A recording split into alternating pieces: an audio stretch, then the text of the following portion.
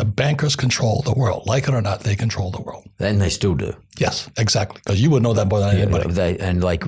And when you try to take them on, you might get a little bit of you might get a bit of their territory. You might actually get a bit of their market share. But eventually, over time, they change the rules that we all abide by. But they change the rules against you. And eventually they now control the market again here in Australia. And by the way, the GFC was the greatest opportunity for them to take control back again. They did. And in Australia, COVID recently, or the so-called COVID or pandemic, whatever you want to call it, the flu, it gave, crazily enough, this is so crazy, you wouldn't think this would happen, but somehow our big banks in Australia took a greater control of the Australian lending market than they have had in the last 40 years because of COVID.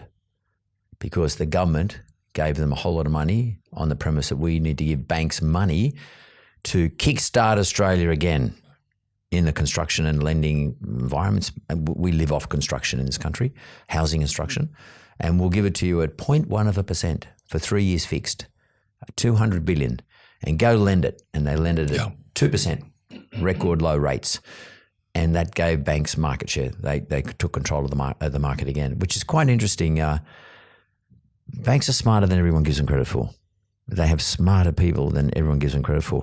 Your rich dad, poor dad, is it an education attempt by you to educate people? Stuff they don't learn at school?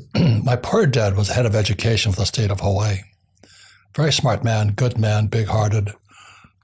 But when I read Communist Manifesto in 1965, I went, he's a Marxist. You know, abolition of private property, hated the rich, liked taxes, labor unions. And that's a free country. You can think what you want.